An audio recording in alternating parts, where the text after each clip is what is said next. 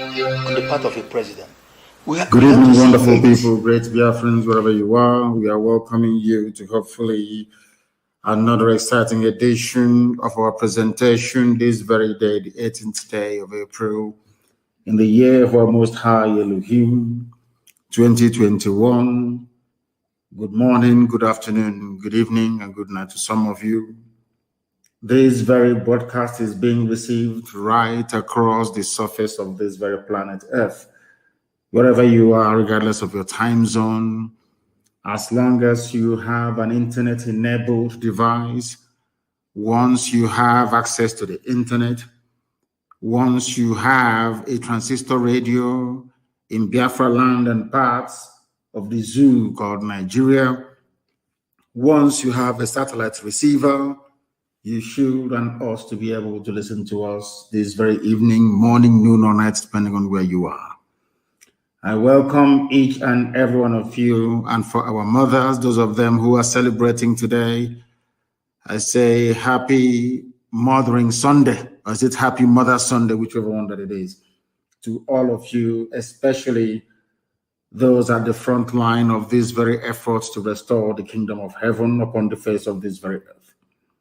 We are live and we are direct. As you well know, we now broadcast simultaneously on multiple platforms in order to confuse the enemy and to ensure that this very gospel of redemption gets to those who need it most. I welcome each and every one of you, and I know that Maryland is having a fundraiser today.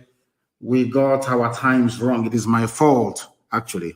It is not their fault. They did not deliberately put it on a day when I was going to broadcast.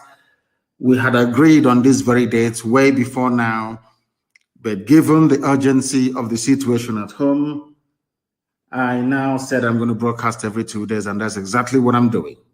So it is not their fault. And I will acknowledge them roundabout in about 23 minutes time. I will join them.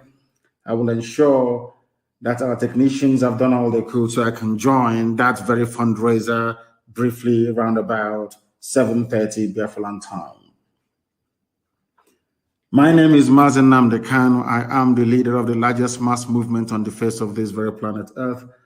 I am the director of Radio Biafra and Biafra Television. But the most important title that I hold, and above all, is that by this very special grace of the Most High, Elohim Adonai El Shaddai, I am and will remain a servant of the wonderful people of Biafra. Our job is very simple: to restore the kingdom of heaven upon the face of this very earth, that the scriptures may come to fulfillment. As I keep reminding everyone, anytime you recite the Lord's Prayer, the prayer that Yeshua prayed when they asked him, "Rabbi, teach us how to pray." And he said, "Our Father who art in heaven," signifying that there is only one God, one Creator, one Alpha and one Omega. "Hallowed be thy name," which means there is no other name above that of our Creator. Olisa. No other name. Because Jesus himself said, "Hallowed be thy name. Thy kingdom come on this very earth," which is the kingdom of Biafra that we're fighting for. The kingdom of God upon the face of this earth. "Let thy will be done in our lives as it is in heaven." Let that promise that you made to us come to fulfillment in our time. Give us this day our daily bread, and forgive us our sins as we forgive those who sin against us. Of course, as mortals, we must forgive those who sin against us. But the ultimate forgiveness lies in the hands of God Almighty in heaven, whom we are praying to this very evening.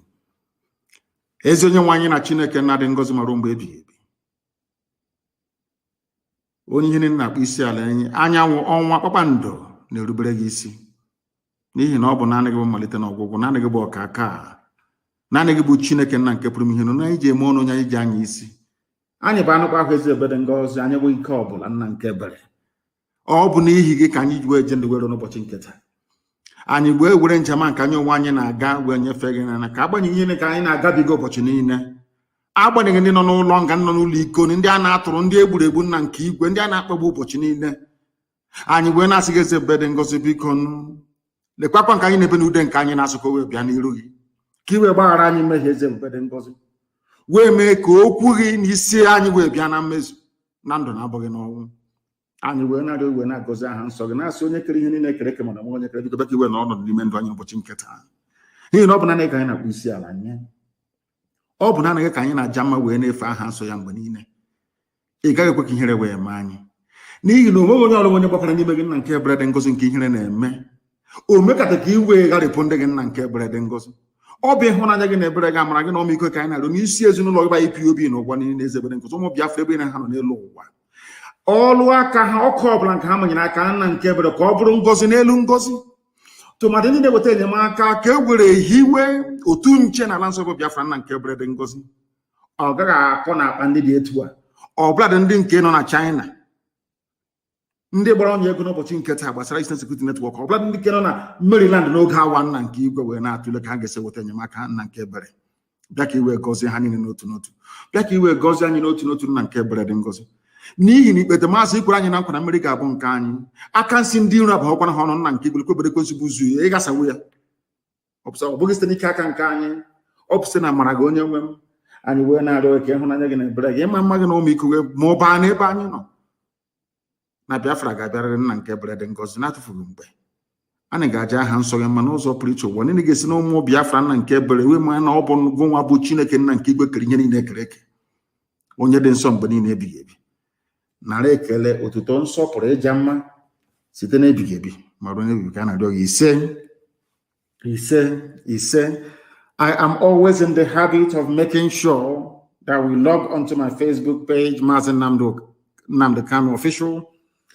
And the reason why I do it is to try to let our people understand that we are fighting, should I say, a multiplicity of enemies from everywhere, from every angle. Even those who do not have any need nor reason to rise against Biafra, they are doing so because we are the light, and the children of darkness are not relenting. Therefore, this evening, if by any means or chance you happen to be kicked off my page, or they start to disturb it as usual, as they would normally do, may I recommend that you go to Instagram, please. Mazi Nnamdi Kanu Official on Instagram. They have not gotten there yet.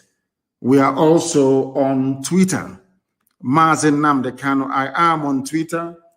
279.9 thousand followers on Twitter, please.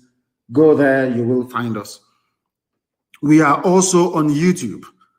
University of Radio Biafra on YouTube. We are there. We are also, of course, on our app, which is IPOB Community Radio. Radio Biafra is working. Radio Biafra app, that is. We are on TuneIn. We are on a whole host of networks and platforms. If you wish to listen to us, you are more than welcome to do so. Those of you who are in climates of unlimited data, you can go to YouTube. We are there streaming very clearly. And of course, a whole host of other people are doing exactly the same and hosting watch parties as we move along this very evening. Do not forget your pen and your paper, because this is the greatest university on the face of this planet Earth, bar none. Here you will learn the truth that will shock you. Sometimes when you hear what we have to say, you may, of course, rightfully so, have need or reason to doubt the veracity of what we are saying, but in the fullness of time, you come to appreciate that everything you hear on this very platform is the truth, the whole truth, and nothing but the truth. We must preach this very gospel because we have been ordained to do so. Elohim in heaven has ordained that we must preach his gospel before the coming of his kingdom on the face of this very earth.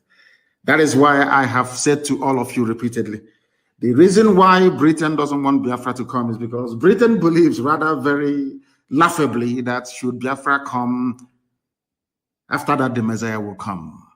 That is why there is no way they can allow black people to be free. It's impossible for them. And as we well know, once you have the likes of the Janjaweed with you, once you have people who are willing to do whatever it takes to subjugate their own kind, your work becomes a lot more easier. You see, white people don't have to do very much to hold black people down in bondage and in slavery. Not very. All they need to do, they don't need to come to hassle you. They just go to your fellow black people and get them to do the subjugation and the oppression for them, which the Fulani Janjaweed and to an extent your governors are now doing right across the zoo, not just in the East, but everywhere across the zoo, because they see themselves as being privileged enough to lord it over other people who are less fortunate. This evening, I'm going to start by laying, of course, as we always do, a very firm foundation upon which our discourse this evening shall rest, for you to try to understand the effort that people are putting into trying to stop IPOB. I want IPOB family members all over the world to understand the pride of place they occupy in the minds of those that yearn for freedom. I want IPOB family members to understand that you are the nightmare that the zoo is afraid of. And I'll prove it to you now. Only I forget about all these other chaffs and idiots. It's only IPOB that the zoo is afraid of once it comes to Biafra Restoration Project. And I'm going to prove it to you now. I'm going to start by trying to analyze the news that hit the airwaves, or should I say, that was published earlier today by the news agency of Nigeria. Of course, it was syndicated, which means that every news outlet in the zoo is encouraged to carry it. It is from the Minister of Information of the Zoological Republic called Nigeria, that contraption created by a white man, not black people, that racist construct. United Africa Company from that went to Royal Niger Company. A limited enterprise designed by the British to serve their interests. But unfortunately and very sadly, we black people have refused to learn and to listen. But this evening, I shall remind all of us of our duty and responsibility to one another to try to shed the yoke of neocolonialism wherever we find it. This headline reads, "Don't listen to secessionists, Lai Mohammed tells Nigerians." You must pay particular attention to this. Despite all the raging insecurity in the land, despite the dastardly exploits of ISIS in West Africa, despite the murderous should I say, tendencies of Boko Haram and every other Fulani terrorist group, because some of you should not forget that every terror group in Nigeria is owned and financed by the Fulani. That is something you must understand. Rather unfortunately, and should I say, rather very pathetically, some of you are yet to come to terms with this very reality. To top up the misery for the masses, they control the army, they control the police, they control the customs, they control every arms-bearing agency in the land. Every secretariat agency is in their pocket. And on top of that, you also have the presidency of the zoo that they are now, should I say, have complete and total control over. In other words, you people are living in the era of the Fulani rule. You are living in the era of the caliphate without knowing it. Because you don't have elections in the zoo, you don't have any democracy in the zoo called Nigeria. What you have is the rule, a very primitive rule of the Janjaweed. And to make things worse, there is nobody who is actually in charge. And also, I'm going to prove that to you later on, that we are the ones, we are their tormentors, we are the ones that they're most afraid of.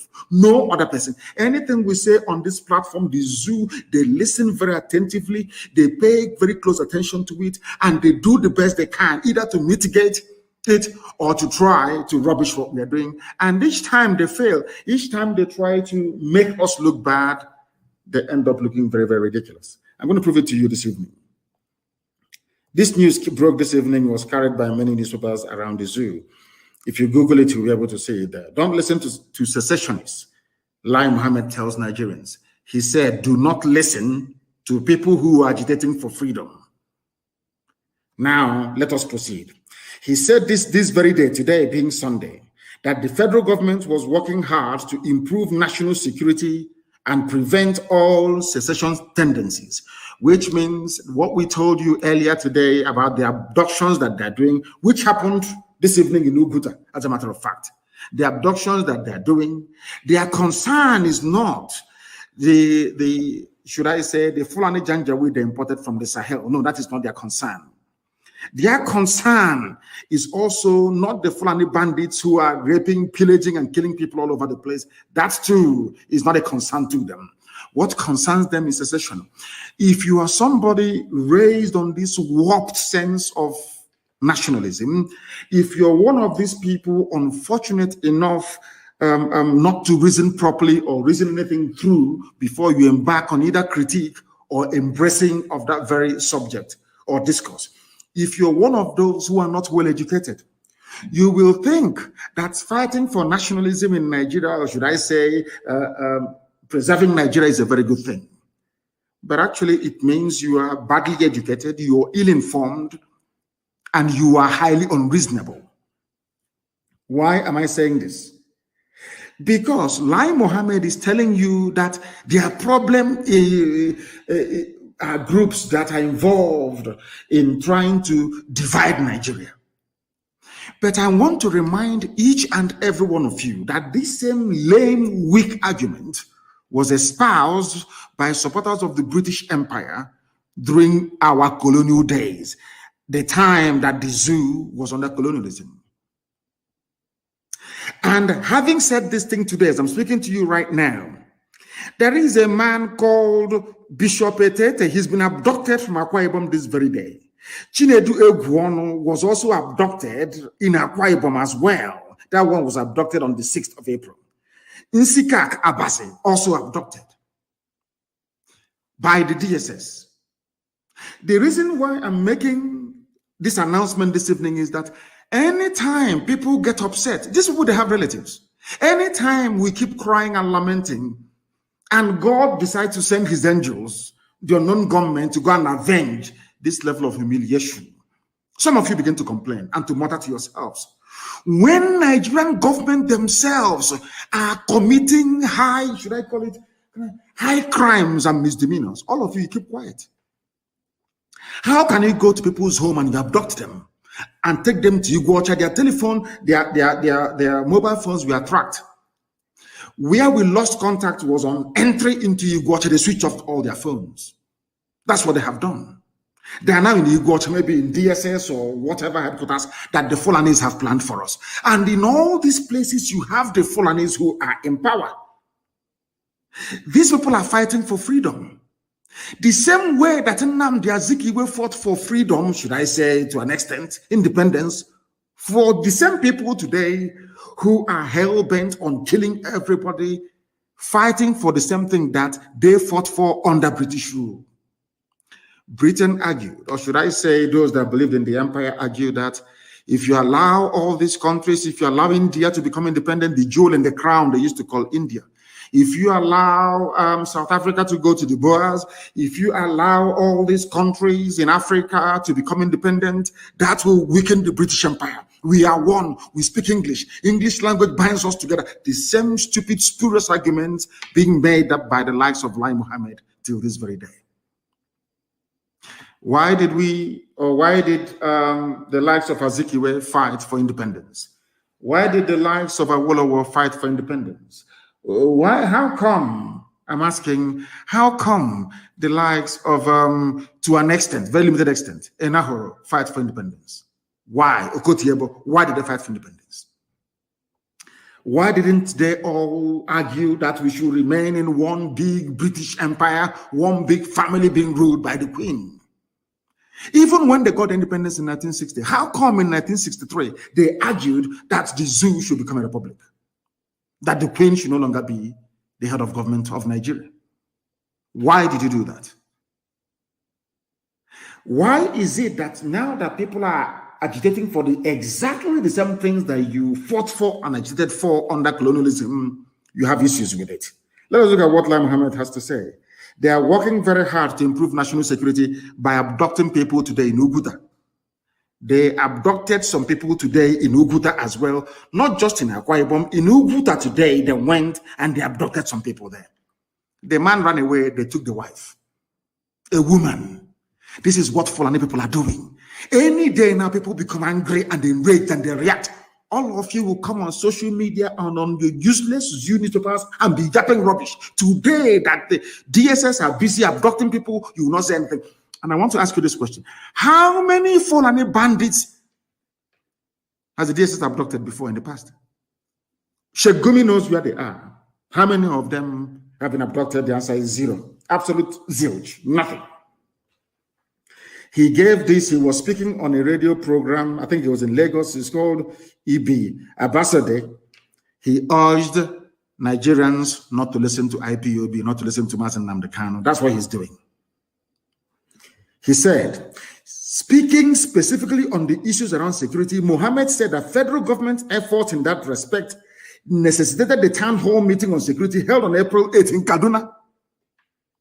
The people causing the problem are the same people that they went to have a town hall meeting in the same state, being governed or being ruled by a man, that midget El Rufai, that openly told all of you that he was traveling to Chad, to Niger, to Mali to go and pay Fulani terrorists and bandits to stop killing all of you. He was the man, when asked what was happening in southern Kaduna, he said that the Fulanis were exacting revenge. A governor, that was where they held this town hall meeting. I want to let the whole world understand that Nigeria itself is steeped in hypocrisy. That is something, every time I come on air, I keep lamenting about the state or the mental well-being of Black people, how we absorb information and how we analyze it. I keep saying this all the time. I don't know if some of you actually sit down to give a deeper reflection on this very issue I harp on about all the time. They held a town hall meeting, not in the south that hasn't been ravaged that much by terrorism, but in Kaduna. The same Kaduna that was the epicenter, the beginning of present-day Fulani banditry started in Kaduna, in southern Kaduna. That's where they held this very meeting. That is to tell you that they have taken over your lives. You people are worthless. And I'm saying this with every sense of clarity and sincerity that people in the southern part of Nigeria, you people are slaves, but the funniest thing is that you don't know that you are slaves. You see, in order to occupy you, in order to make you feel relevant, they keep saying, oh, the presidency will go to the south in 2023, which means forget about every other thing that is happening to you right now. Focus, it's just like promising somebody you're going to heaven. If you go to church and pay that, you go to heaven. As if they've had anybody from heaven come back to tell them that, hey, I went to heaven, this is what it looks like. They keep promising you 2023. As you're looking at 2023, your land, your forests, your farmlands are being taken over. They are concentrating power, despite the fact that the Fulanis are in control of every facet of life in the zoo, they're even piling on more power upon the one that they have already. And all you can do is to talk about one Nigeria. The meeting brought stakeholders together to chart a way forward. Let me ask you, were you aware of any meeting being held in Kaduna or that was held in Kaduna on the 8th of April? Stakeholders is basically Fulani people, maybe from Chad, from Niger, from Timbuktu, with the Sultan in charge. They said that they setting benchmarks for enhanced security and national unity in Nigeria. Unity by force. Unity, the same way that Britain tried to hold their empire by force, crush, imprison, kill, jail. It didn't work. It has never worked anywhere in history. And Nigeria is not going to be an exception. It will never, ever work. They said that their deliberations, or should I say, their conclusions, were presented to the Federal Executive Council and state governors on Wednesday and Thursday of this week gone, respectively. Lai Mohammed pointed out that what united Nigeria was more important than those issues threatening its continuity. And I want to ask anybody with any sense of, I don't know how to put this so that people can actually understand me. I want people to ask themselves this question. What are those things that unites Nigeria? I know some idiot will tell me that an Igbo man trading in Sokoto, in Guzo, in Kotangora is what unites you. The same way you have Igbo people running successful businesses right across the whole of Europe and in the Americas. The most successful immigrant race into the United States of America are Biafran people. I think it's an official document, isn't it? The most successful immigrant race into the USA are essentially Biafran people. Are they not doing very well in the USA? They are excelling in the USA. Is anybody in their right senses ever suggesting that we should be one country with the USA because our people are doing very well? I want to be very generous to the likes of Lai Mohammed and all those misguided nationalists that you have in the zoo called Nigeria. It's a very simple question.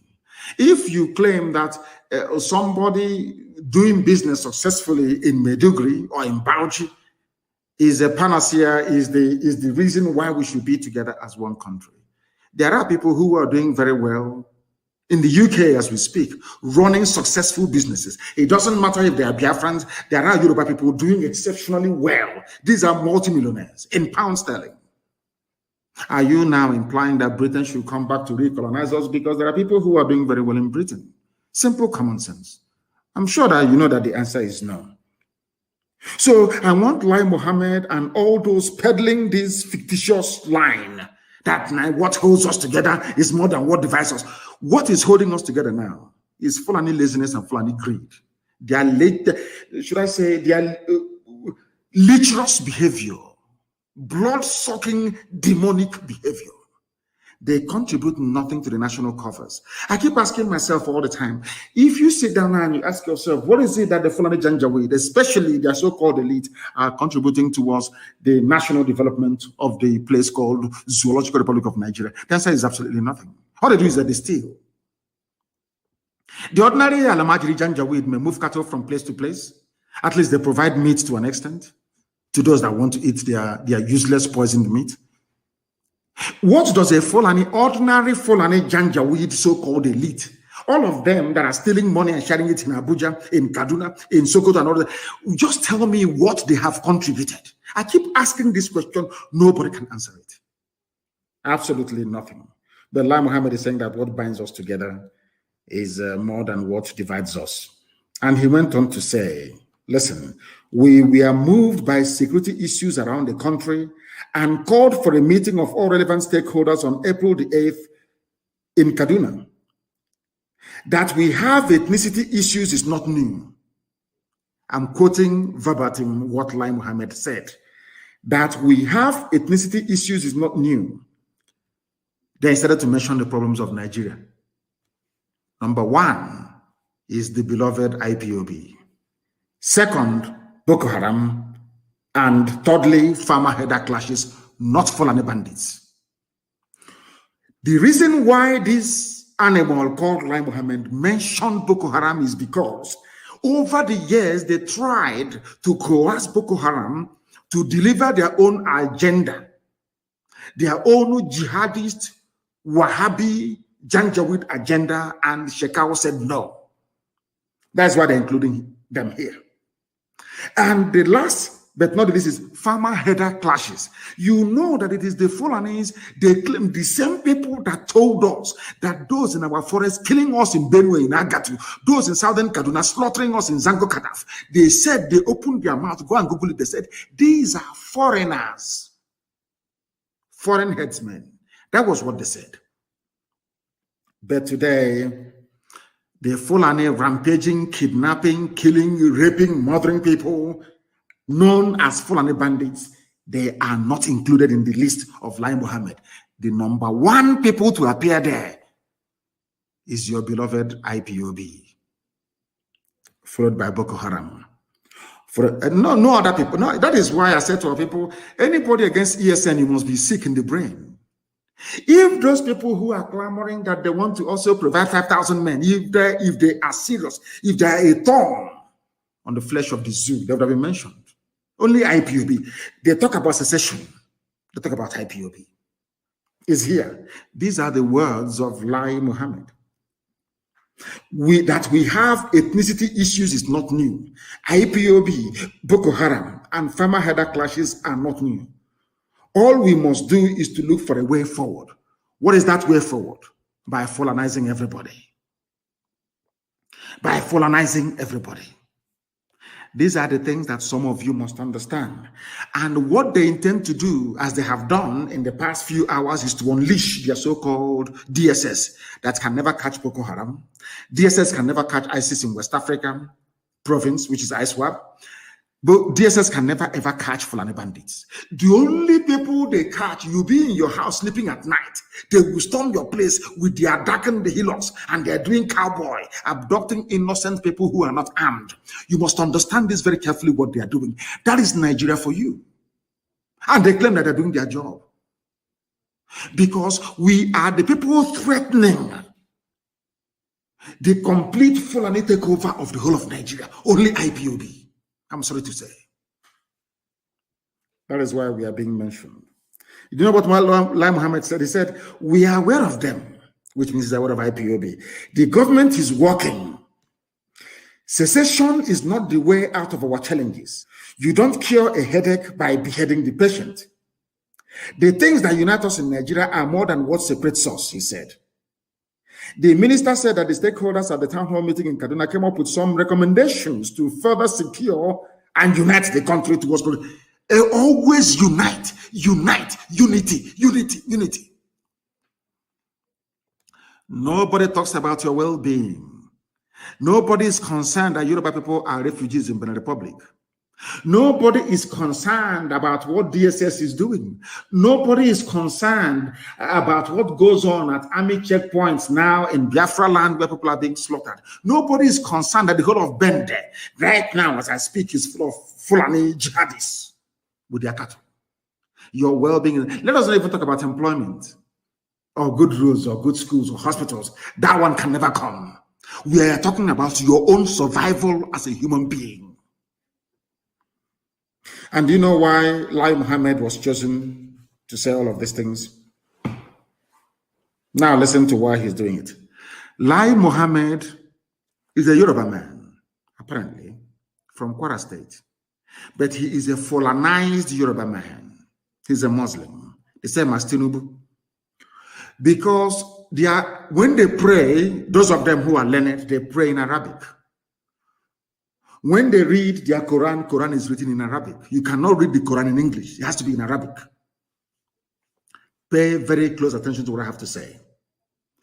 In other words, the Fulanization agenda of the caliphate is nothing new to him. Because that Fulanization agenda means the recitation of Quran in Arabic for everybody. It means looking towards Saudi Arabia for all that you are as a human being. These are the things you must bear in mind. So to Lai Mohammed and other Kwara Yoruba, should I call them Muslims, is nothing new. For all they care, the supreme leader of all Muslims in Nigeria is the Sultan of Sokoto. It can never be a Yoruba man. Understand this very carefully. The Sultan of Sokoto, the leader of Muslims in Nigeria forever and ever, as long as the zoo stays together as one entity, which it cannot stay, of course. We'll make sure of that. It's going to always be the Sultan of Sokoto. There is no way in this life that the Sultan of Sokoto can ever be a Yoruba man. In other words, every Yoruba person, including Lai Mohammed, including Tinubu, every Yoruba person, especially a Muslim that subscribes to one Nigeria, they are saying that in perpetuity, the Fulani will lord it over us. Some people may try to draw the analogy with Christianity and say, how about the Pope? There's never been an African Pope, but of course, at least it is subject to a vote. One day, who knows, a black Pope may emerge. It has nothing to do with us. The same thing that I have against some of them of the English persuasion when it comes to Christian worship, Anglican Church. There is no way in this life the Archbishop of Canterbury, appointed by the Queen of England, can ever be a black person. It's not possible. It's not possible. It can never be done. The same way there is no way in this world that the Sultan of Sokoto, the supreme leader of Muslims in Nigeria, will ever be a Yoruba man. So every Yoruba person canvassing or campaigning for one Nigeria, you are saying that you have double yoke. Obasanjo emerged, the Yoruba man, as the head of state of Nigeria because the Fulani said so. He came back again and became civilian head of state because the Fulani said so. Shunekon emerged because the Fulani said so. When Yorubas wanted their own person to be the president, Fulani said no. Abiola, and he was not the president. What people are doing inadvertently, what people are doing with them is that I don't know, they bring this burden upon themselves without understanding the idiocy of supporting one Nigeria. The reason why I touched upon this is because the only thing, Nigeria is a totalitarian state. They give you the misleading and erroneous impression that somehow we're all together in a democracy. Nigeria is a totalitarian state. It's not a democracy. Why am I saying this? Now, there is insurgency all across the north, restiveness in the south, so to speak, people agitating for their freedom. Let me tell you the recommendation that they come up with in Kaduna. The stakeholders recommended that security operatives be equipped with modern equipment to boost efficiency necessary to win the trust and confidence of the people. Who are the people running your security agencies? Fulani. Who are the people causing the problem of insecurity in Nigeria? Fulani. And I stand this night and I ask everybody who is in that zoo, every animal in the zoo called a Nigerian. I want to ask a simple question. Just name somebody, one person that reported the activities of Fulani killers and headsmen to any police or divisional police of headquarters manned by a Fulani person and something was done about it. 4 times now, the Fulani headsmen have attacked Enugu. 9 times they've attacked Ebonyi. At no point during these attacks did the commissioner for police in any of these states, never ever during these attacks did the commandant or the head of army at 82 Division ever send soldiers to go and stop the slaughter of the innocent in the villages. Never, but they are there. Their job is to keep Nigeria united, not to secure Nigeria.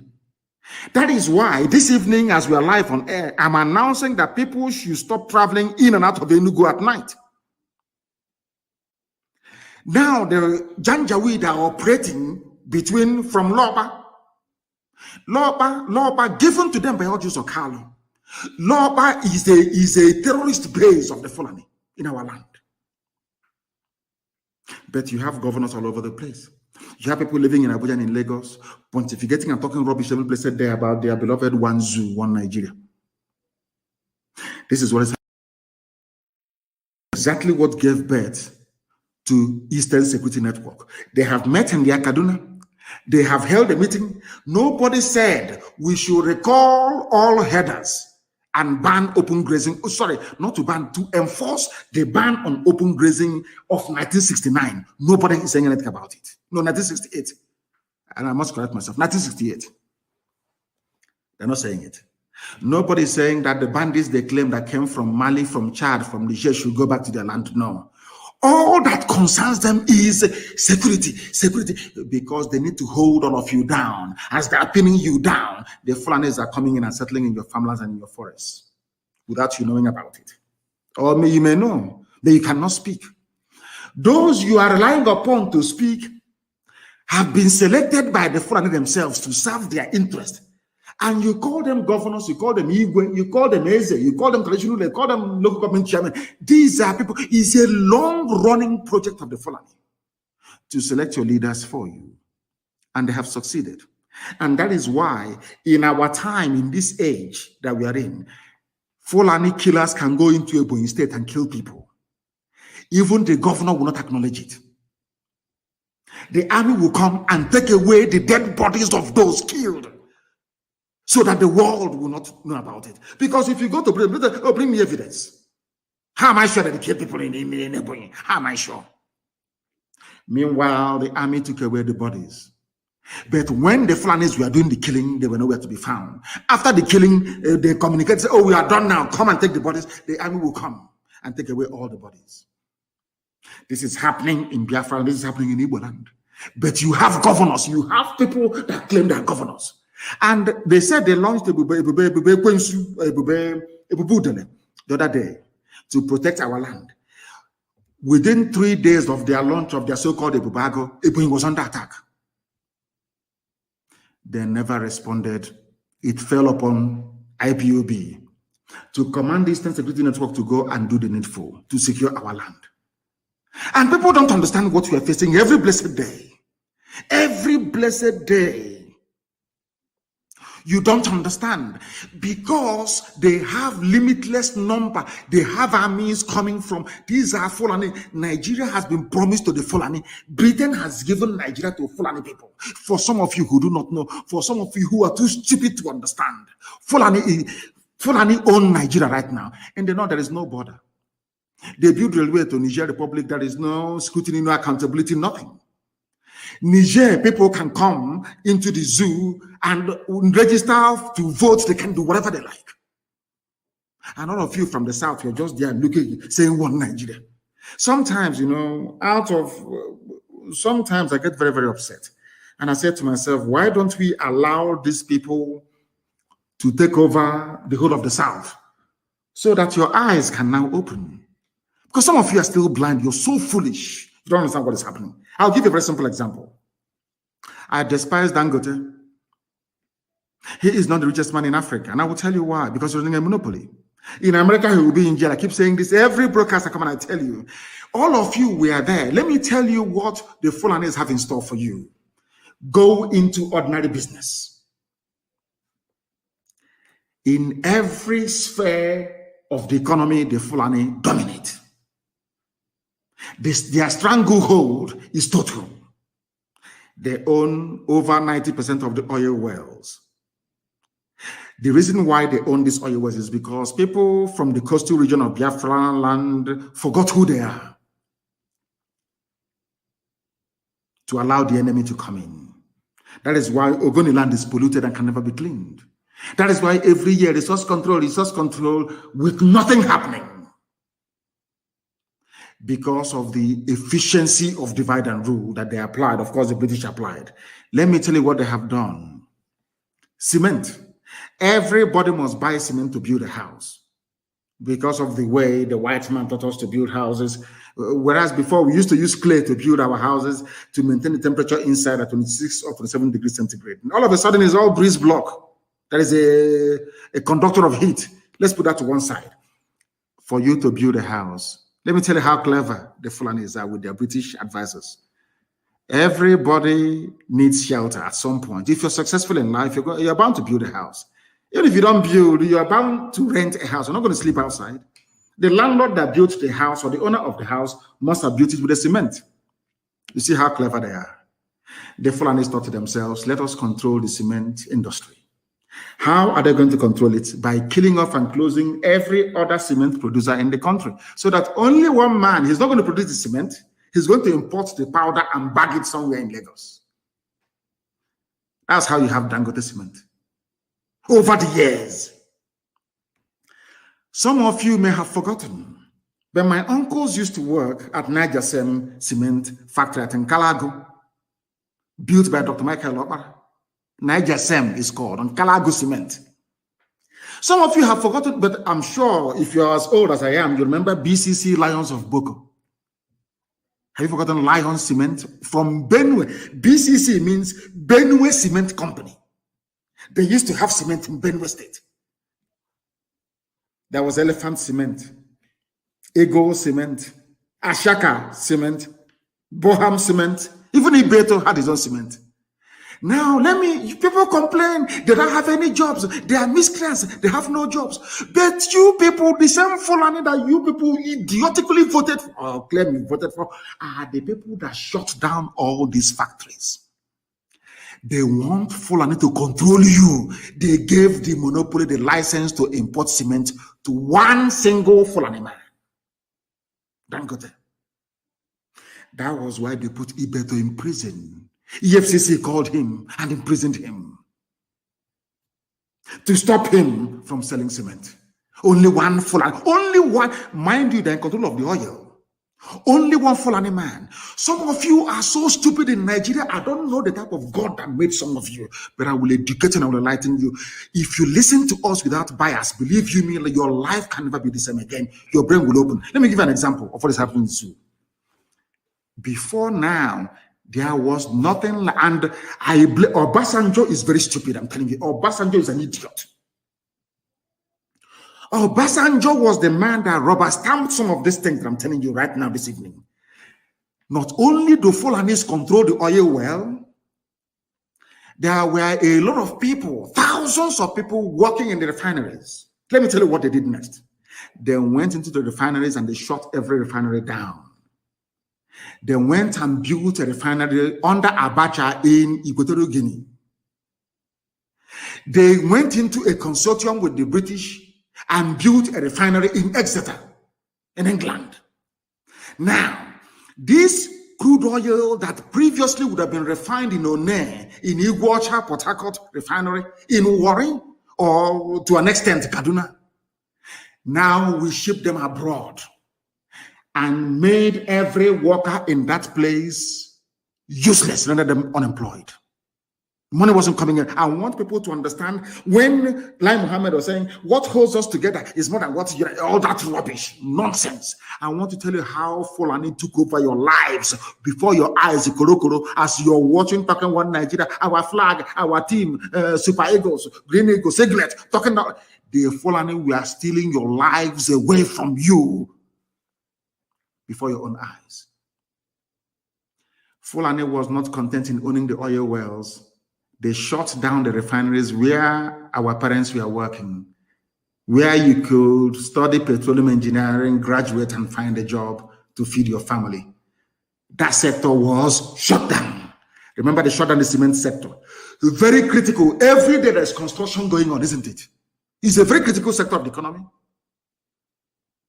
Building raw materials, of course.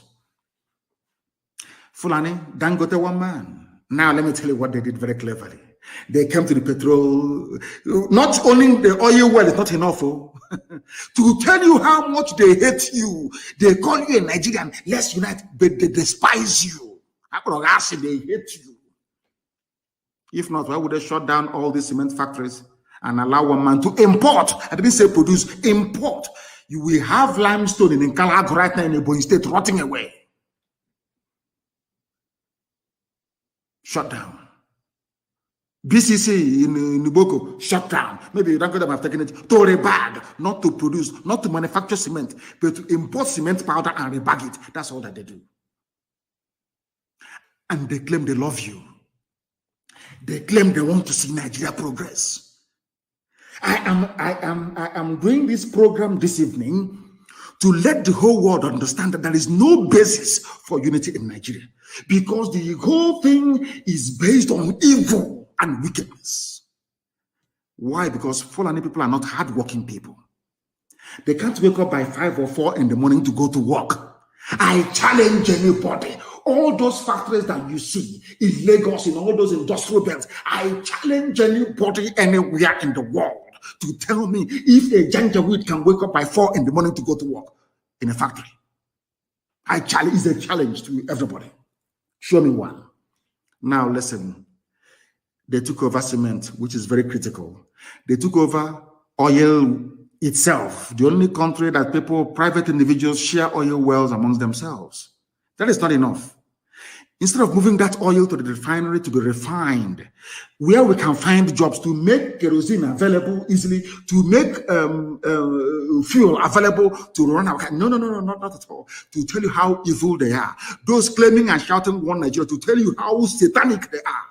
They moved all those jobs abroad by shutting down all the refineries that you have in your zoo country. And who is in charge of NNPC? Fulani and the Kiari family. Understand?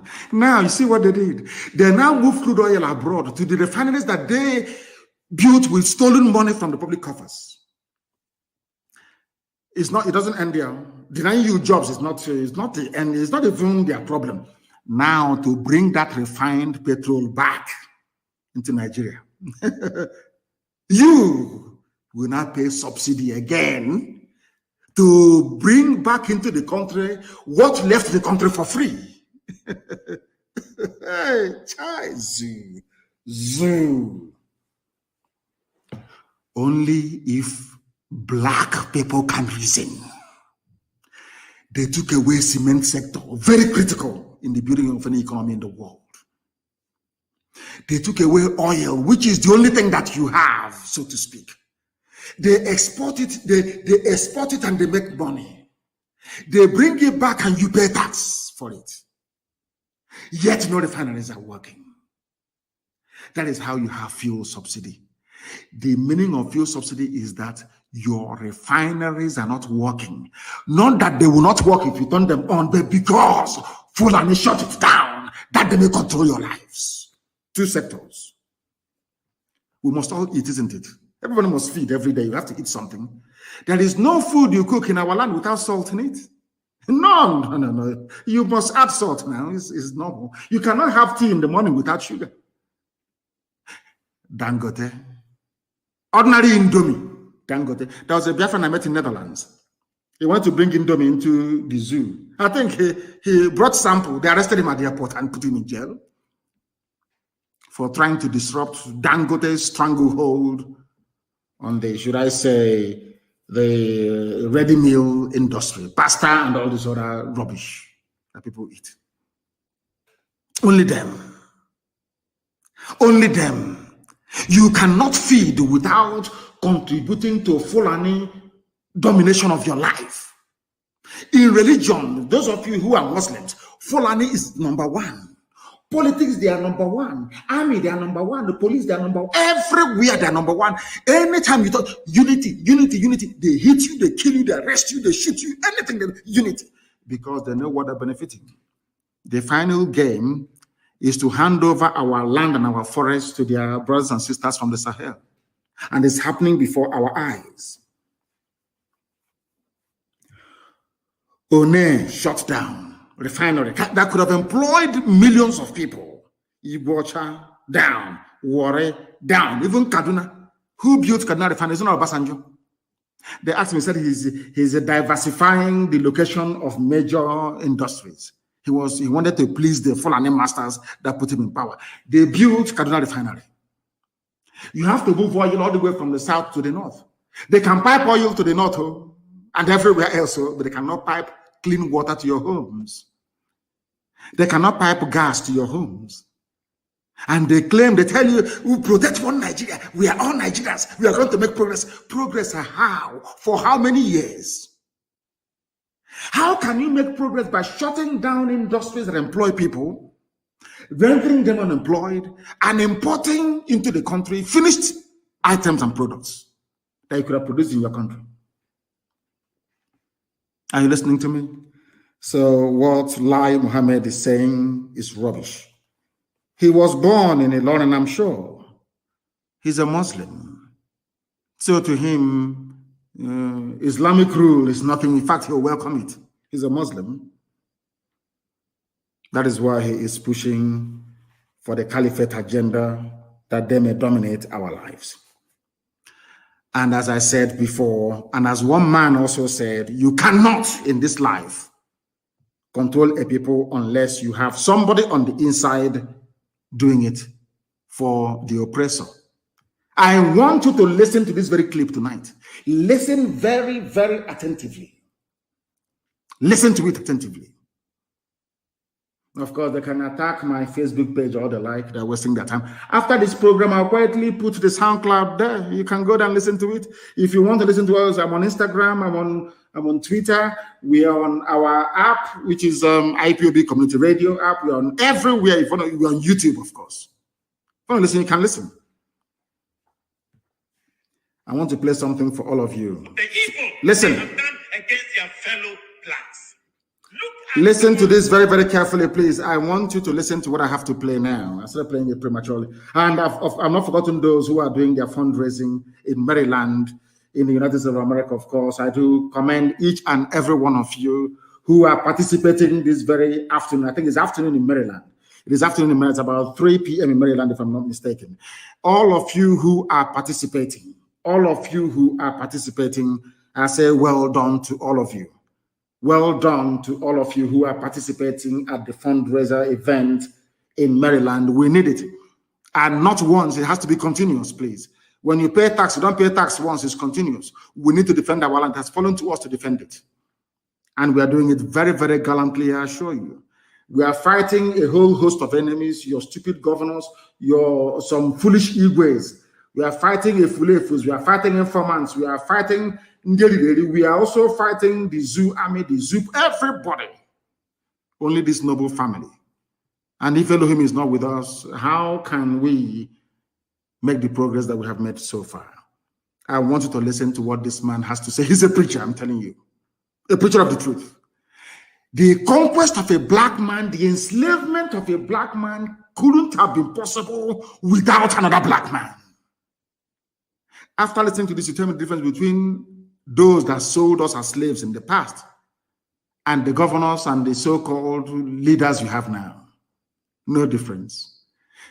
It's only that we have come to say that enough is enough. We can no longer tolerate this rubbish. That's all. I want people to pay close attention to this program this evening. Pay very close.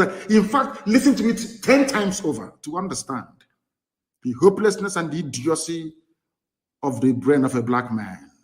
Anybody who believes in Nigeria, believe you me, that person is not worthy to live as a human being.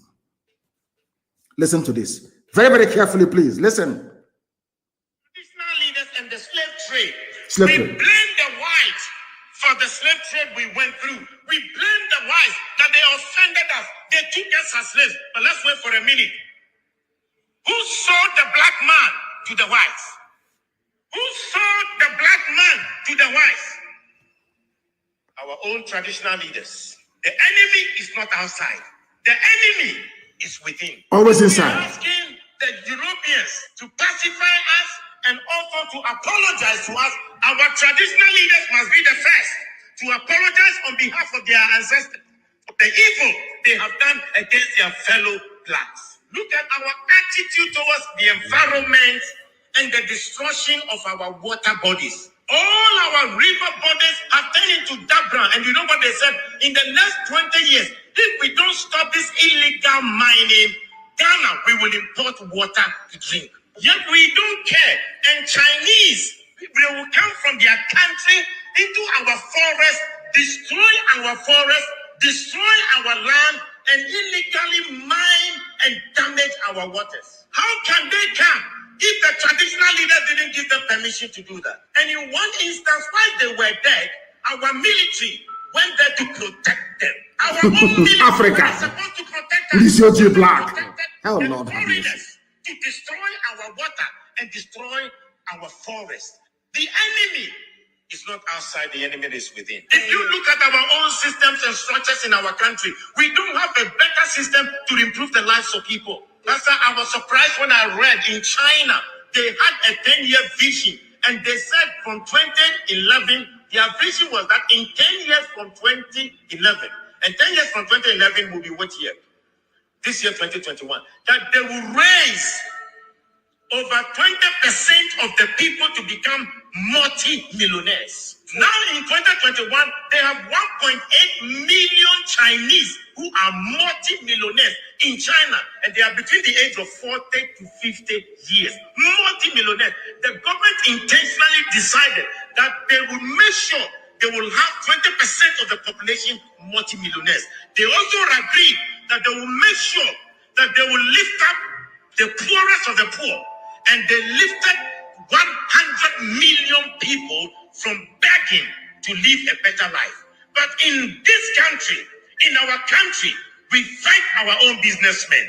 Our government will fight our business people.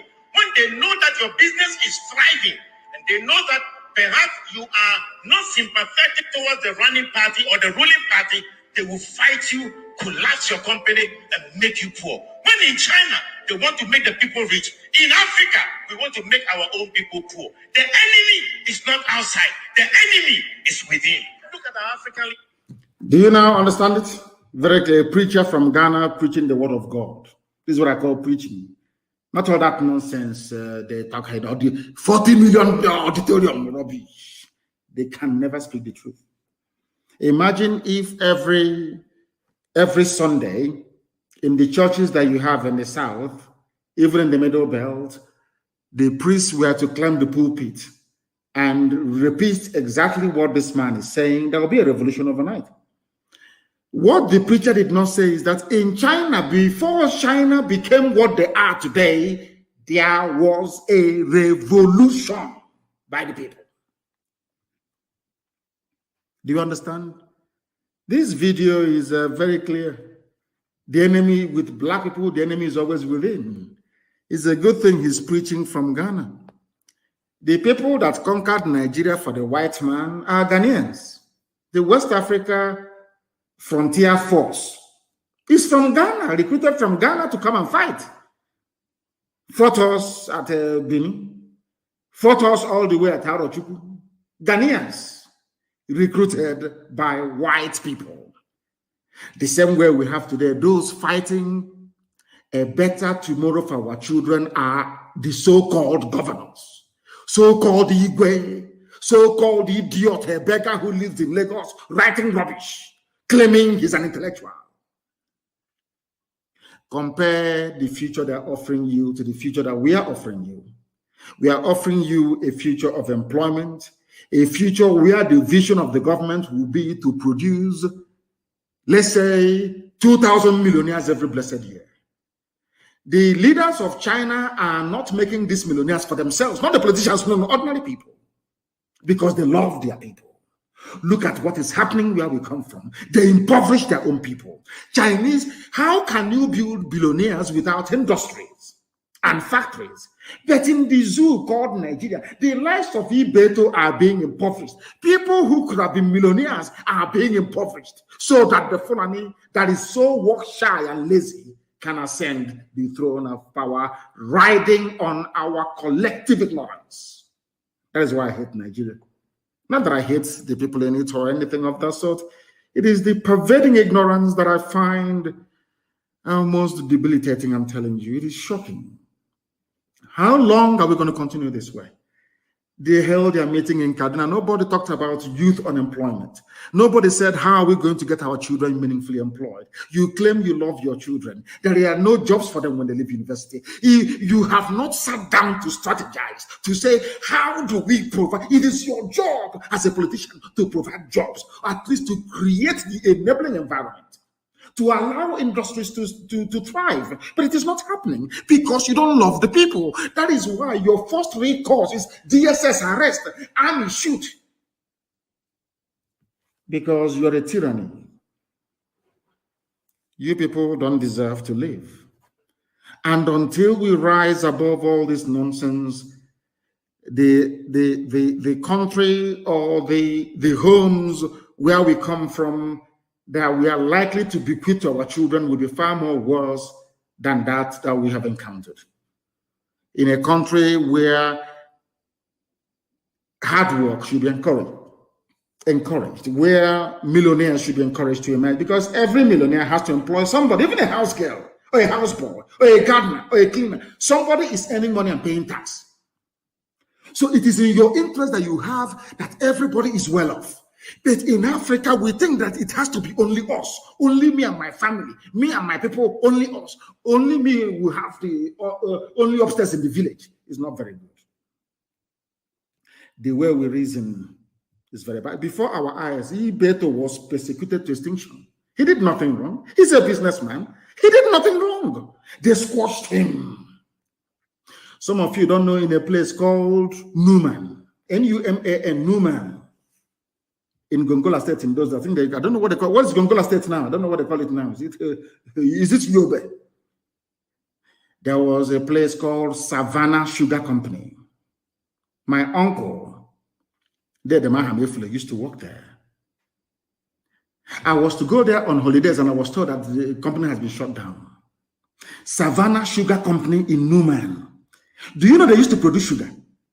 In Yobe State, Yobe, they used to produce sugar there. Nobody is coming up and saying, let us revive this Yobe. It will give our people jobs. You know, with sugar, you do a lot of things with sugar anyway. Some of you don't know that the rum you drink, you know, the Southern Comfort you take. You know, rum, Southern Comfort. It's sugar from sugar cane. You don't know that sugar is alcohol. You don't know that? Hey.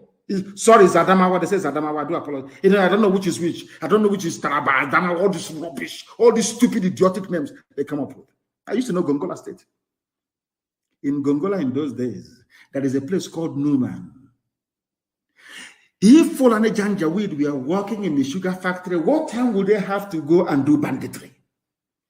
Lai Mohammed and his so-called intelligent stakeholder group will not discuss this. You have stakeholders who are themselves bandits, economic bandits and criminals, holding down your fortune and your future on the ground without any of you knowing about it. There is a place, the largest textile mill in West Africa was in Kaduna, built by Ahmadu Bello. It shut down. Today, import textiles from abroad. London farm settlement from where the Malaysians came and learned how to plant palm tree. Run down. Some of you, I said this thing many years ago, some were in a shock for days. Let me repeat. Do you know that Nigeria imports palm oil? We import palm oil from the same Malaysia that we taught how to process oil, palm oil. And the people responsible for this destruction of our future will stand up and say, we love you, we love Nigeria. I mean, come on, for goodness sake. Are we that foolish? Are we that stupid? I'm asking all of you. That is why they don't want us to preach. That is why Facebook will suppress, remove people, make things as horrible as it is. But had Mark Zuckerberg been a zoo product, his invention or his creation will not see the light of day. He will not be a multi-billionaire today. People don't understand what we are fighting. We are not just fighting so that we can be free. We are fighting to set other people free, to create a future that our children can remember and say, our fathers did this in our time. The same way that the Chinese are doing for their people. Every blessed day. It doesn't matter. I don't criticize them anymore because they're doing the best they can for their own people. Are you blaming them? Including eating our penises. If that is what makes them fine, so be it. Somebody will come to Africa, kill his own flesh and blood, a fellow African, cut off his penis and sell to the Chinese. And you're telling me that we are normal. Somebody is somehow telling me that such satanic creation like Nigeria should stand. I asked Lai Mohammed, they have never, since they came into power, I have never heard them one day, this useless, idiotic APC, say to themselves, how do we generate employment? I criticize Babangida all I like, but I recall very, very well. In fact, I believe that Babangida's economic blueprint was the best that the zoo had ever seen as a centrally run political entity. Not when they had the regions. And you know the funniest thing? Those who are against secession, so to speak, in their language, those who are against autonomy or freedom for the regions. The only time that Nigeria came close to attaining its potential was when everybody was on their own. Go and ask, consult your history books. Dr. Michael Alokpara's economy was 40% every year, the fastest growing in the world. Awolowo performed a miracle in the West. When I mean miracle that you cannot even believe what the man was able to do with ordinary cocoa. Transformed the entire West was transformed. Built the first stadium. Even the Janjaweed, Ahmadu Bello, and Tafawa Balewa, do you know what they did in the North? Go and look at the factories that they built in the North. When people look back with nostalgia at what Nigeria could have been, they were looking at Nigeria when the regions had their own government, when the regions had their own embassies abroad. These are the things they don't teach you in schools. But if you're fortunate to be listening to us, then you're highly blessed. And all these people who have a hand in sabotaging their own people. And as I said sometimes, that I don't think there is anybody anywhere on this earth that has come close to matching the accuracy of everything that we pronounce. You know, when I say it, you don't believe me. Some of you may remember when I used to say to Rochas Okorocha, you come back in shame. You see this Fulani you're serving, they will disgrace you. It's something I said to Lai Mohammed. All of you fools that think that by serving the Fulani somehow one Nigeria, your life will be better. I want to read out a story concerning Rochas Okorocha, that you may understand. This is the idiot that locked up our mothers in order to please his Fulani masters. Now let us read and understand what is happening to him today. EFCC releases Okorocha after 2-day detention grilling. The same man that rigged the election in Imo State for his master, his Janjaweed master. This is the same man, the same human being that locked up our mothers in Owerri because they were protesting that I should be released from detention. This same idiot. He was preaching Nigeria to us. One Nigeria, how we need to be together. Nigeria has to go as we're talking rubbish. And of course, with his bra, you know, he wears a bra. Idiot. This fool. I told him, he didn't listen. Now, let us hear what his Fulani masters did to him. As I said to you, how many years ago did I say that? You will serve, all of you that serve the Fulani Janjaweed, you will come back in shame. He is the chief servant of the Fulani. After disgracing the other servant, Joseph Kalo, they disgraced this idiot as well. Let us read. A former governor of Imo State, Rochas Okorocha, on Thursday said he left the facility of the Economic and Financial Crimes Commission, EFCC. Okorocha spokesperson Sam Onwemodo, in a statement on Thursday evening, disclosed that Okorocha, who now represents Imo West at the Senate, is in his house.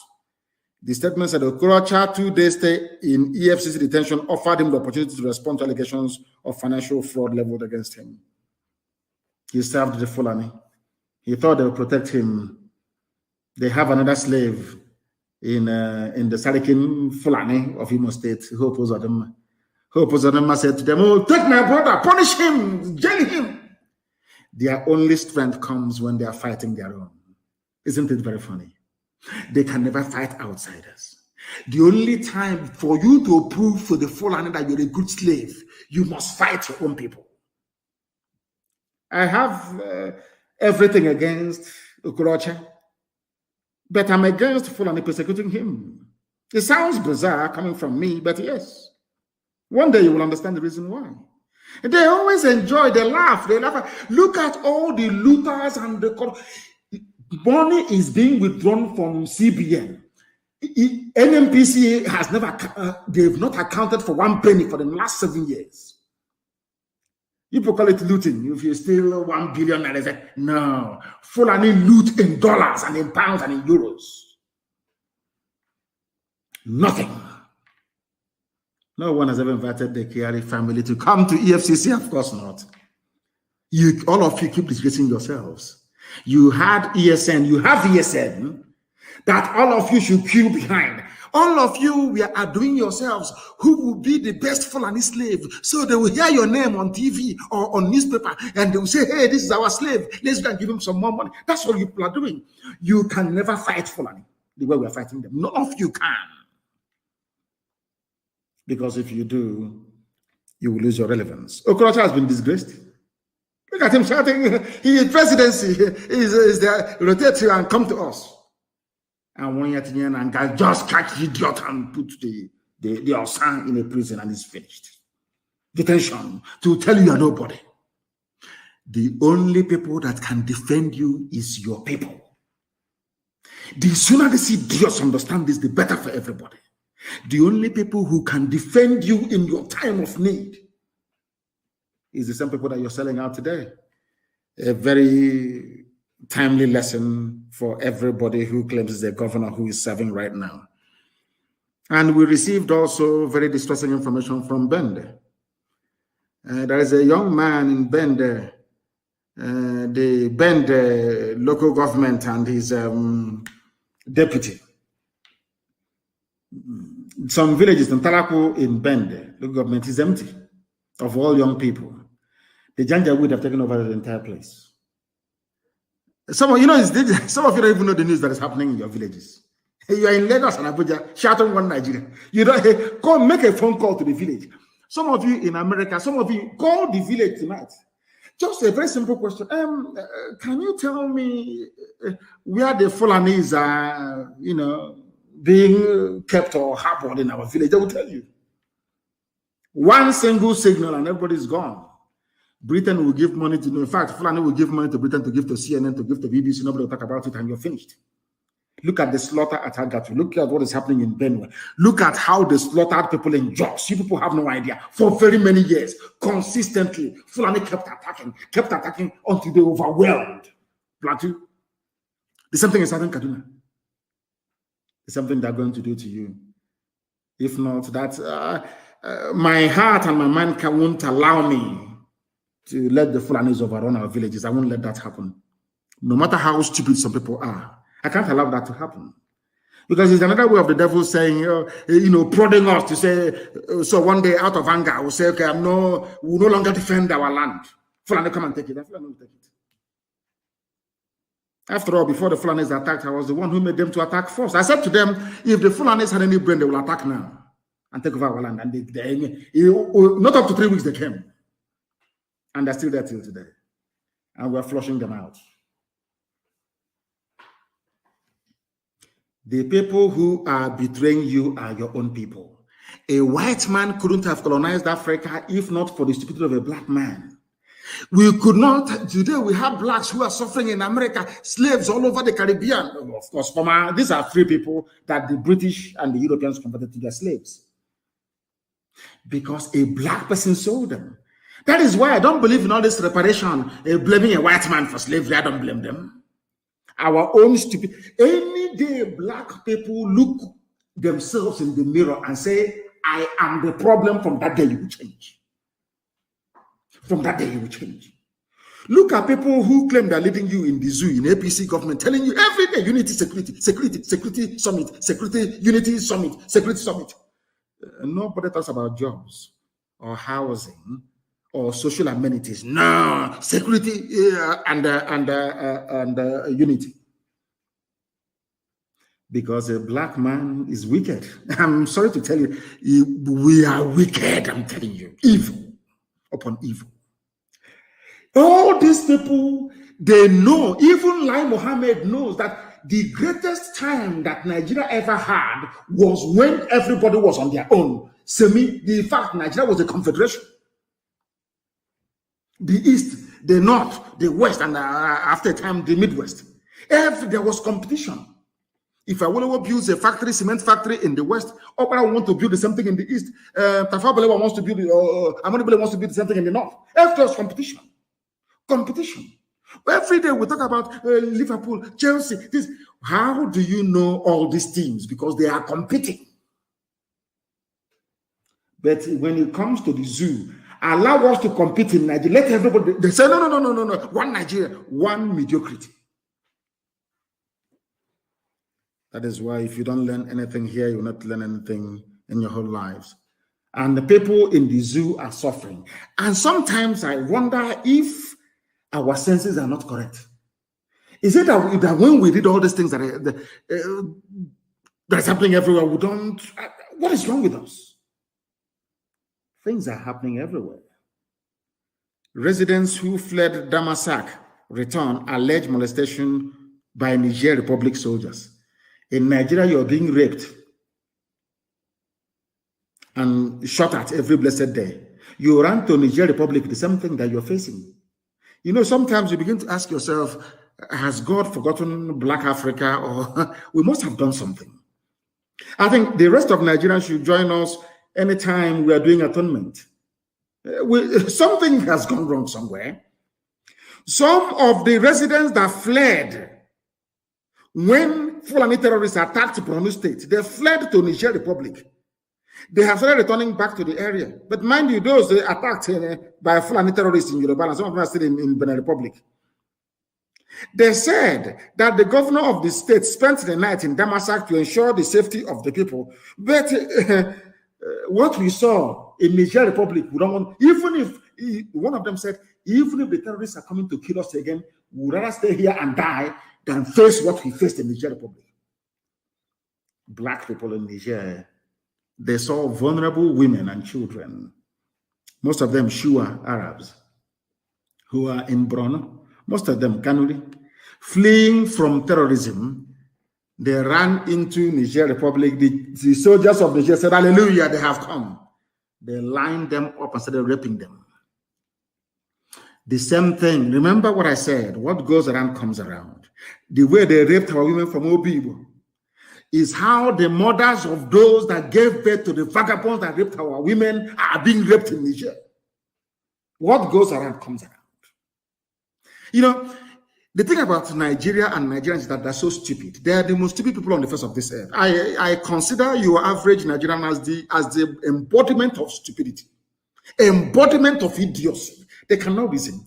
When you were busy raping other people's wives, sisters, mothers from Obibo, that we sent to all of you in the north to go and rape to your heart's content. You never knew, you never thought that such a thing can happen to you. It has happened to some of your mothers now in Borno, to the extent that they are saying they would rather die inside the Borno state than run again to Niger Republic. This is the time for everybody to come together to free ourselves. The likes of Lying Mohammed, they have their houses in Dubai, in London, in USA. They have no interest in your future. When they talk about unity and security, it is to secure their oil wells, to secure their monopolies that they have over your lives. Not because they love you. Not because they love you. Nigeria is the worst evil. Nigeria is worse than evil. Worse than evil. We must continue.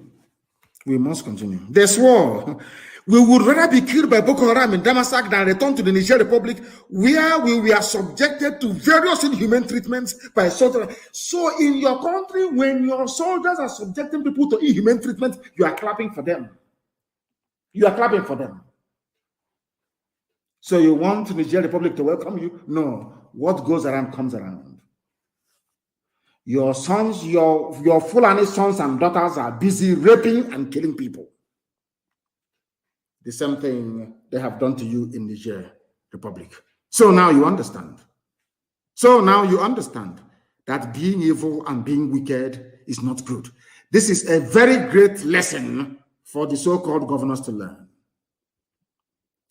A great lesson for them to learn. Because one day they will leave office. One day, if we don't get you now, one day we're going to catch you. Nobody stood up to condemn Wike for sending our mothers to the north to be raped. Everybody is quiet. Okay, we'll wait and see what is going to happen. Wait and see what is going to happen. Everything I tell you here is gospel. It is the truth. You can never fault it. Nobody can. You can never ever fault not one single thing I tell you. Remember when my Facebook was on fire before? I told you Facebook is working with them, and sadly, most of those that work for Facebook are Yoruba people. Yoruba young people. You would expect them to do that which is right, but you know, there's that thing in us, black people. You know, our wicked, evil nature is natural. That is why a young person will leave school. They recruit you into Facebook, and your job is to suppress the truth. Why did Twitter go to Accra, to Ghana? Because in Nigeria, they suppress the truth. Yet they will not learn. They will never, ever learn because they are not as smart as they should be. They are not as smart as they should be. They keep cutting off, keep suppressing, keep doing everything they can. Then we keep going back. We keep going back and preaching the gospel of heaven because nobody can stop us. You can't stop us. We are unstoppable. The sooner you realize it, the better for you. And after Oduduwa becomes free, which is going to be, Oduduwa will be free. I am sure that Oduduwa freedom, they will go and fish out all their people that work for Facebook and put them in jail. That would be the best thing to do because they're evil. The young Yoruba people working for Facebook, their mentality was what made it possible for the white man to leave Europe to come to Africa to conquer everybody. They think they're doing the right thing, but they are making a very bad situation worse. And we must tell them the truth. We have to tell them the truth. I told the whole world that this boy, the boy you have now is not Jubril, representing Buhari. Some of you pretend you don't know. The president is back. Buhari is back. This Yoji, I will not meet some of you people in my next life. If there is anything, I will not meet some of you. No wonder you can be colonized by anybody. I'm sure if the Chinese, you have to bring their religion tomorrow, some people will be going there to go and die for them. As I told you before, I remember, I think it was Reverend Jim Jones in Guyana in those days that killed a lot of black people because stupid, wretched black people did believe that a white man, Jesus can only be a white man, not a black man. He told them to take poison and they all took poison and they died. Reverend Jim Jones, I'll never forget, from Guyana in those days because he's a white man. Hey, black. I told you before that the man wearing the mask now claiming he's Buhari, a young boy. His name is Yusuf Abubakar Muhammad. His name is Yusuf Abubakar Muhammad. You know the mask, the fake mask, the plastic mask you wear, the Buhari's face, the hyper reality face mask. They couldn't make the ear to be very strong. So now, when the boy came back from Britain built a special N95 mask for him so he can breathe. So you can't even know if he's Buhari again or not for some of you who are already confused. But we know it is not Buhari. He no longer anchors the mask behind his ear. Is now around his neck, at the back of his head. Because we exposed him that if he puts that thing on his ear will be bent because it's rubber. It's not real. Go and look at the new, people should circulate that very picture. Go and look at the new mask he's wearing. Not Buhari's hyper reality face mask. The COVID-19 mask he's wearing, he no longer puts it behind his ears. It's now behind his head, around his neck. That goes to show that everybody listens to what we say. Everybody, they listen to us. That is why they have learned. They are now anchoring it around his neck, no longer behind his ears. And they say, welcome, Baba. A small boy. He is now shorter than the late dead Buhari.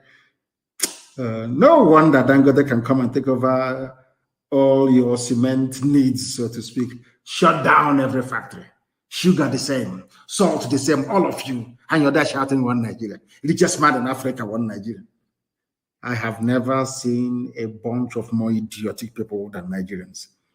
He has a new mask now. Because as somebody said, he's on a pure, a mixture of pure oxygen, nitrous oxide, the chlorine, and phosphorus to breathe. Oh, dear me. I don't know if those of them in Maryland can hear me, those who are doing fundraising for the gallant men and women defending the land of Biafra, Eastern Security Network, ordained by heaven itself. Once again, allow me to commend all of you who are gathered. And also to tell you, anybody who is fundraising, please make sure that you report everything that you're doing to our sister Nanyanya, very, very important.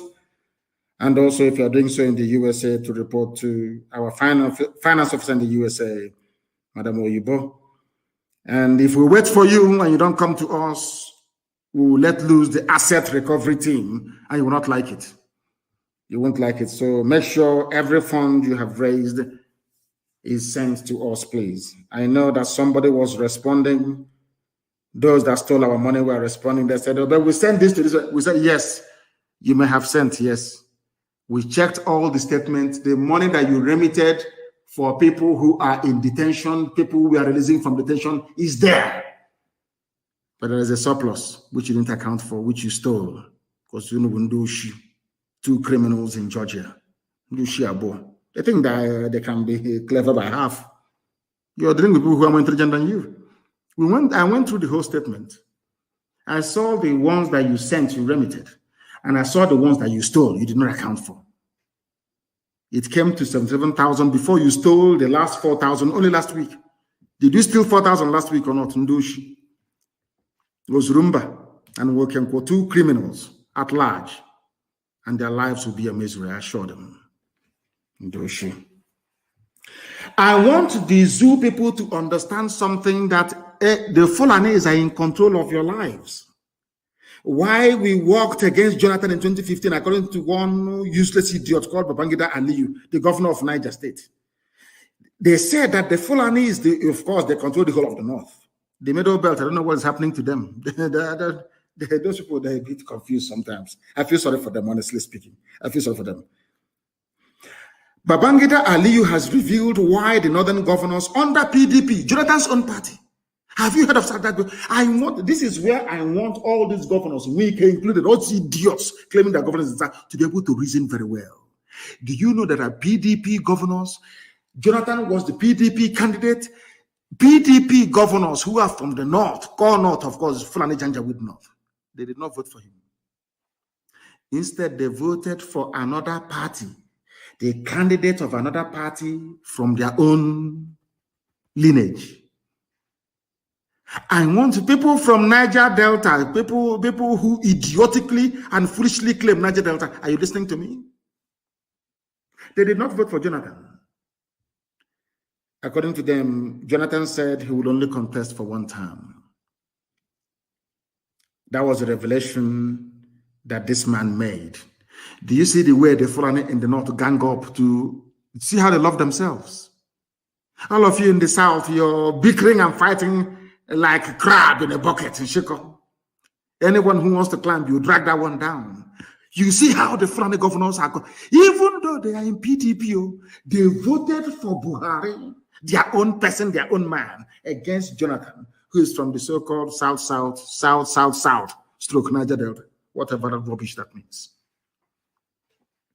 What is their reason? They said because Jonathan said he will only, be there for one term of elected office, because he took over after Yaradua died, I think for about 2 years. Then he contested, he won, and he was there for 4 years. Fulani said, "You promised us." In Fulani, they're always good at remembering what you promised them, but they can never remember what they promised you. So Jonathan was kicked out, yes?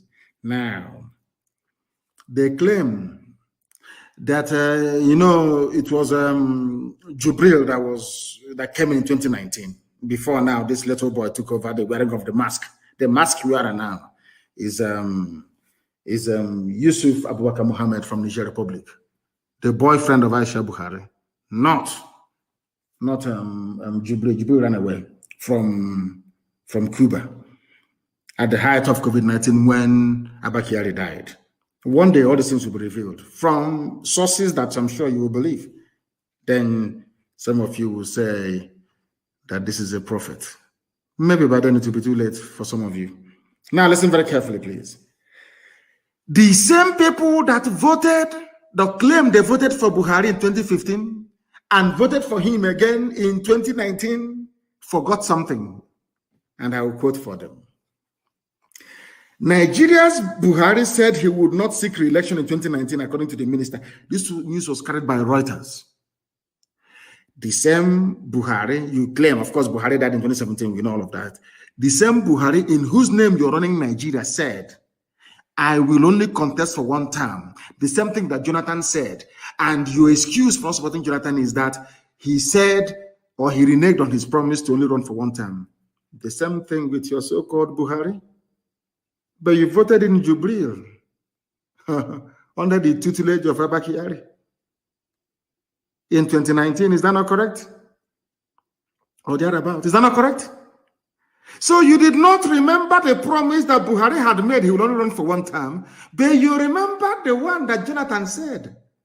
That's why you didn't support him. But you supported your own kind. Of course, Jubril wearing Buhari's mask. That is Fulani for you. I'm saying this because of the idiots in the South who cannot reason. Fulanis, they go in, they arrange everything. They get a lost soul in Lai Mohammed to dish out the lines for some of you. They pay some Yoruba journalists. They pay them, give them money. And they forget who they are. They forget their job. And today, everybody is suffering.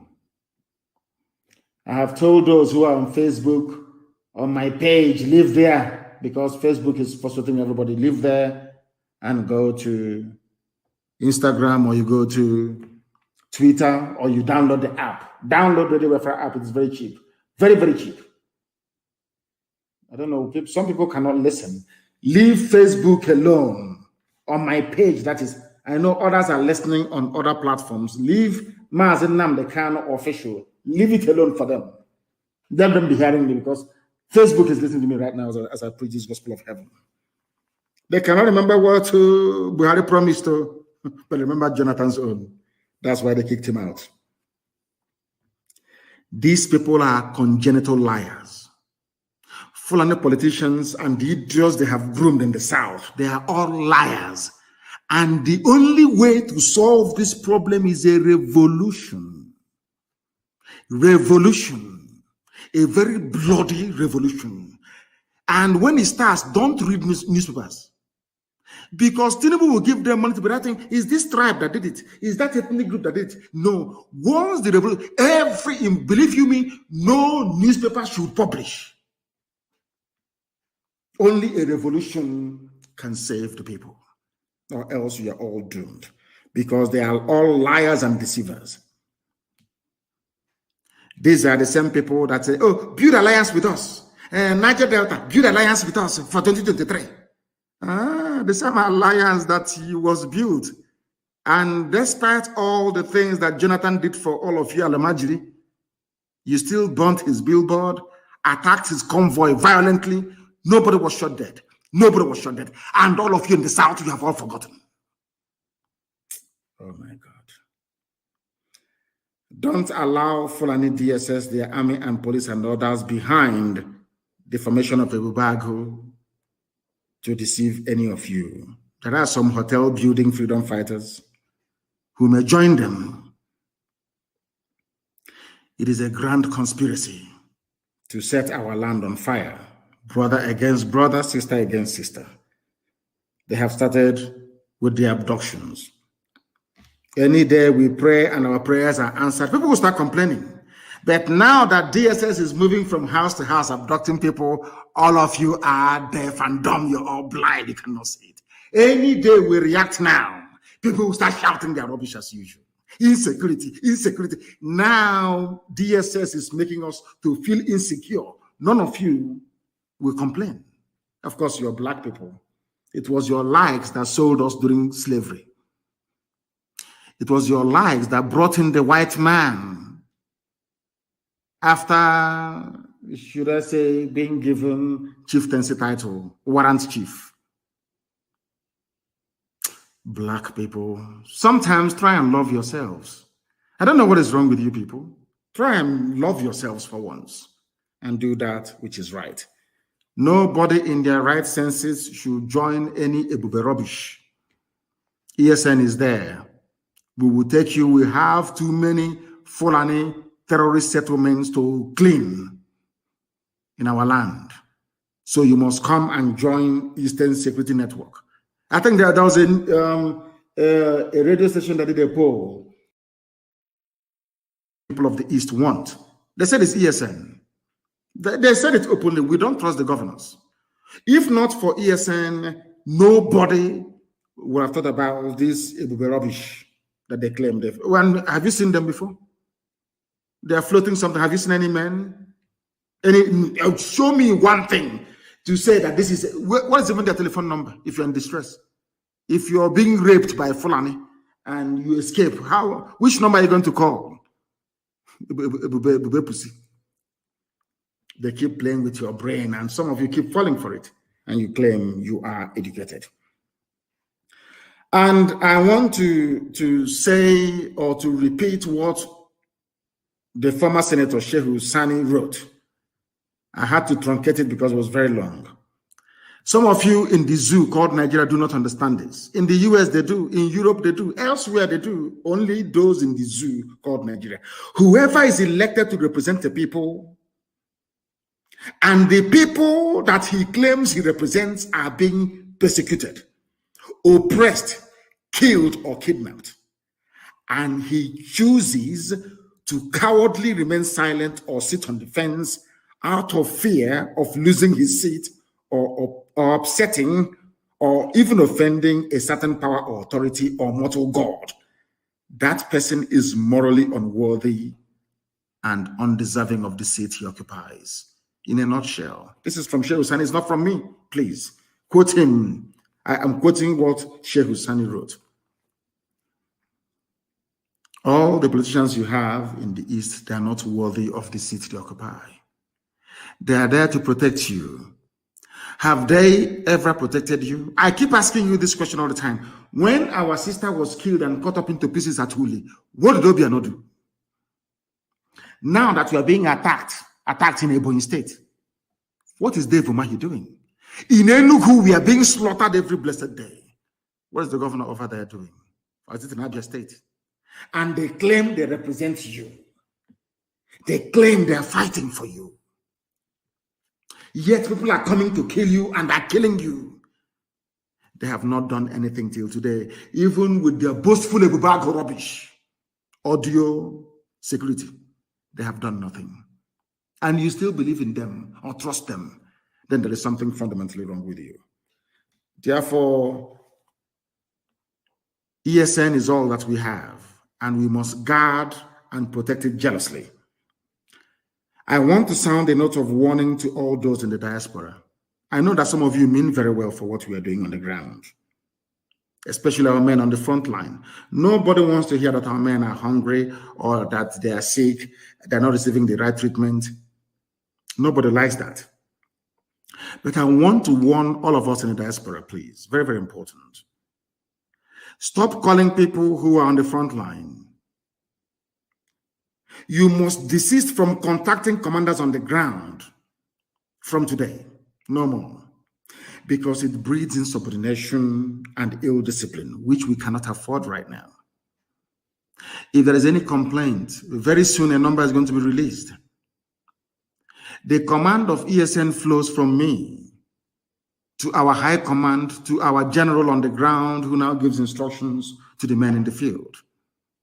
We don't want a contamination of that chain of command. You may mean very well, no doubt. And all those who are in the business of doing videos, complaining to people in the diaspora, you must stop forthwith. You must stop it immediately. We are not going to tolerate or allow that nonsense to continue. If you are an operative of ESN or a commander, I must also warn you, please, not to contact those abroad unless you are instructed to do so by your state commander. In every state, the state commander is paramount. What he says goes. In the fullness of time, if he's not doing it very well, we will know and we will seek to correct it. Stop speaking to those who are in the diaspora. The zoo can plant people abroad to know where we are. You don't know. After talking to them, you compromise your position. It will be attacked or raided. Please, that nonsense must stop tonight. I don't want any meddling in the affairs of our men on the ground. All the funds being contributed is being disbursed on the ground to meet our day-to-day challenges. You must understand that, please. Every ESN operative in every state is under the state commander. I don't care who you are. Even some Lone Rangers, some special squads that we have, you are under the overall command of the state commander. Every ESN operative in every state is under the state commander, who is under the overall general, who in turn reports to the high command. Very, very important, because the only thing we have to defeat our enemies is discipline. Any army that is disciplined always ends up winning. Very, very important. We understand this today. Discipline is key. And we don't want people who are abroad meddling in what we are doing. It is not good, please. Without discipline, we cannot defeat this monster. Remember that they have their agents in your governors and all the rest of them. You must understand that our governors are evil. And like those that sold our forefathers to the white man, they will do anything now to sell us to the Fulani Janjaweed. They have no conscience. They have no soul. That was why they invited Operation Python Dance 1, 2, 3, 4. You know, if it's before, they'll bring Python Dance. And as I told you, people should not panic. They say they want to bring their army. They have no army to bring. The zoo, they have no army to bring. Forget all that rubbish. Will bring our army. You have nothing to bring. And if you try to move the few people you have in Bauchi and in Kaduna and Makurdi down to the east, Fulani, the hardened bandits will overrun your villages. And you know that very well. So all that nonsense will bring. It's rubbish. They have nothing. One day, they will answer for their crimes. Please, without discipline, we cannot defeat these people. And to all those encouraging these evil and corrupt governors, know that you are aiding and abating the terrorists to take over our land. If you support this, they will be rubbish. You are aiding them because they can't do nothing. How can you form a security network with Fulani soldiers behind you and Fulani police? Are you foolish? The same people that if you ask them to go and arrest one Fulani bandit, somebody will say no to you. So people are saying that we should come together. ESN and the Bubago. I have not seen a Bubago before. How can I come together with something I have not seen? Come together with who? Oh, you mean come together with the Commissioner of Police who is Aliyu Alekali from Fulani? So they will know all our, okay, now I understand. So they will know our modus operandi, they know all our secrets, how we operate, and then they will go and tell their chief of army staff, they now launch a counterattack against us. That is what they want. So people telling you about rubbish and all the rest of them, they want to set a trap for us. They say, come, let's join together and provide this security. We go to the meeting. They ask us, how many men do you have? How many arms do you have? And all the rest of it, they're going to tell them. Because of course, you call it joint security, which means the Fulani Police Commissioner will be there, isn't it? Now, do you see why we cannot be part of that rubbish? Can you now understand the reason why? If they're interested, they should support what ESN is doing. Come and support it. And we are doing a very good job already, aren't we? We are doing a very marvelous, fantastic job already. If you want to know what your future will be like without ESN, go and study the history of Hausa people. I keep telling you this all the time. If you want to know what your village will be like in the next 50, 60, 70 years, go and ask yourself, what is the original name of Sokoto? They will tell it is Gobert. Hausa. Today, it is the Sultanate owned by the Fulani. The same thing is about to happen to us unless we open our eyes and ears now, not tomorrow, to fight and defeat this very monster. And once again, allow me to commend those who are doing their fundraising in Maryland and those that did one earlier in China. Every help you're bringing to us is going to the front line. But, you know, I must make one thing very clear. We don't want to breed the type of, should I say, culture and thinking or philosophy of militancy, which is money for hand, back for grand type of thing. Before they go and sack Fulani terrorists from their forest, you give them money. We don't do that. We're a volunteer army. We have come to defend our land.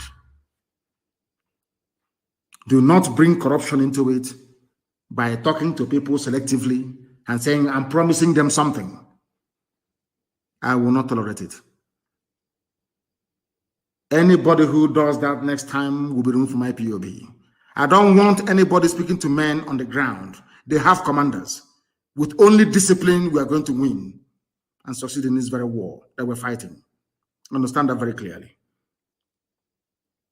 I thank you all for listening to us this very evening, and as always, some may think that we despise them. Of course we don't. Everything I say to you is born out of love so that you can repent and change. Reason very well and be worthy to be called a human being. With all the love in my heart, believe it or not, I do. From me, from here, it is good evening.